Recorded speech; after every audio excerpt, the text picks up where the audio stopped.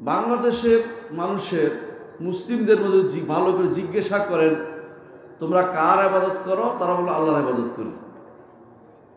নিঃসন্দেহে তারা আল্লাহর ইবাদত করে, কিন্তু যেটা করে না সেটা হচ্ছে একমাত্র আল্লাহর ইবাদত করে না। বুঝছেন কিনা? পার্থক্যটা বুঝছেন কিনা? আল্লাহর ইবাদত অনেকেই করে, কিন্তু আল্লাহর ইবাদতের সাথে অন্য ইবাদতেরও মিশ্রণ ঘটায়। প্রিয় ভাইরা, মাহফিলে যারা উপস্থিত হয়েছেন, বিভিন্নমুখী আলোচনা শুনবেন, কোনো সন্দেহ নেই। আমি কোনো ভালো বক্তা নই, তবে কিছু জিনিস আলোচনা করবো, একটু শোনার দরকার রয়েছে ইনশাআল্লাহ। যে আয়াতগুলো আমি তেলাওয়াত করেছি এগুলোর কিছু ব্যাখ্যা আমি করব। আল্লাহ তাআলা কোরআনে কারীমের সূরা বনী ইসরাঈলের আয়াতগুলোতে কি কি বলেছেন সেটা একটু আমরা বলি। আল্লাহর বাণী শুনতে আমরা সবাই এসেছি, রাসূলের বাণী শুনবো, দুইটা করার জন্য আমরা এখানে এসেছি। কিন্তু আল্লাহর বাণীতে আল্লাহ কি বলছেন সেটা বোঝা দরকার, ঠিক কিনা? রাসূলুল্লাহ সাল্লাল্লাহু আলাইহি ওয়াসাল্লাম কি বলেছেন সেটাও বোঝা দরকার।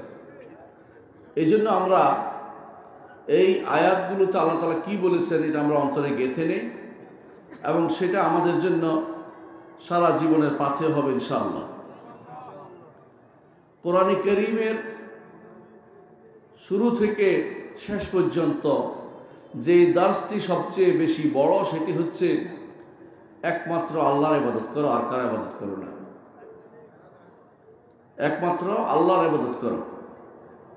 ওয়া কাদা রাব্বুকা আল্লা তা'বুদু ইল্লা ইয়্যাহ। কাদা শব্দের বিভিন্ন অর্থ আছে, কিন্তু এই অর্থ এখানে হচ্ছে আমারা।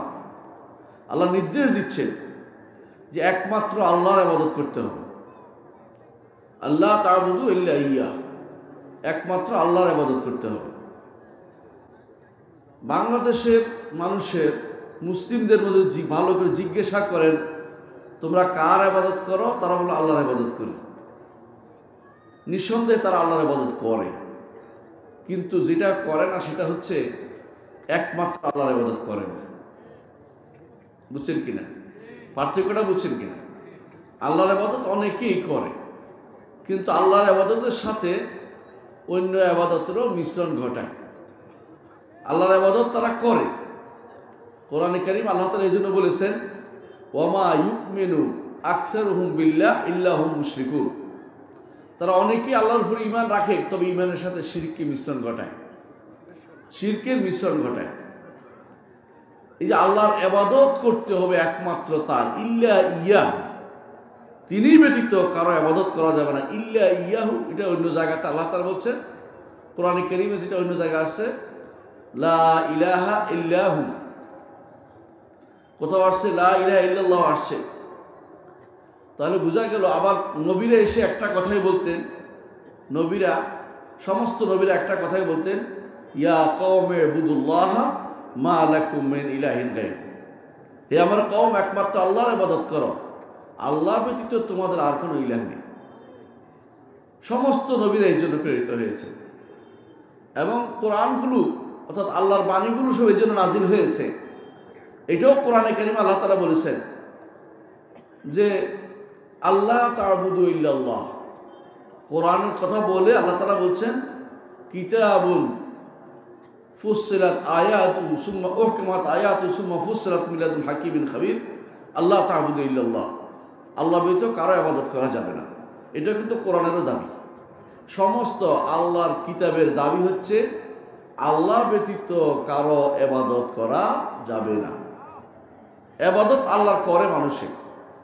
আরবের মুশরিকরা আল্লাহর ইবাদত করত, আরবের মুশরিকরা আল্লাহর ইবাদত করত, হজ করত। হজের জন্য তারা অনেক কিছু ব্যয় করত, সময় ব্যয় করত, হজের নেতৃত্ব দিত, হাজিদেরকে খাওয়াতো, এমনকি কাবার উপরে গিলাপ চড়াতো, এমনকি যারা কাবার আশেপাশে আসতো তাদের সেবায় হওয়ার জন্য তারা ব্যস্ত থাকতো, পানি পান করাতো। তাহলে ইবাদত তো আল্লাহর হতো। পার্থক্য হয়েছে কোন জায়গায়? একমাত্র আল্লাহর ইবাদত না, একমাত্র আল্লাহর ইবাদত হতে হবে।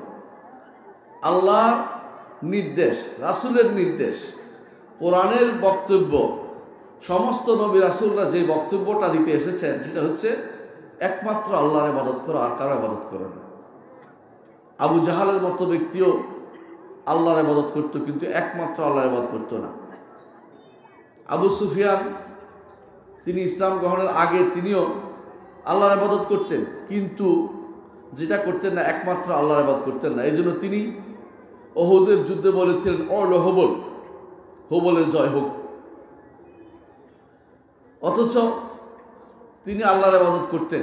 পার্থক্য হচ্ছে আল্লাহর ইবাদতের সাথে অন্য কারো ইবাদত করলে আল্লাহর ইবাদত করা হয় না। কারণ রাসূলুল্লাহ সাল্লাল্লাহু আলাইহি ওয়াসাল্লাম বলেছেন, হাদিসে কুদসিতে আল্লাহ তাআলা বলেন, হাদিসে কুদসিতে আল্লাহ তাআলা বলেন, আনা আগনা শুরাকা আনি শিরক, মান আমিলা আমালান আশরাকা ফীহি মাই গায়রি তারাকতুহু ওয়া শিরকা। আনা আগনা শুরাকা আনি শিরক, শরীক যারা করে তাদের থেকে অংশ নেওয়া থেকে আমি মুক্ত। আমি ধনী, ধনী বুঝেন না, আমরা বলে ধনী, আমি অমুখাপেক্ষী, কোনো অংশ নেওয়া থেকে আমি অমুখাপেক্ষী। আল্লাহ তাআলা বলছেন কোনো কিছু তিনি অংশ নেবেন না, তাকে দিতে হলে পুরোপুরি দিতে হবে।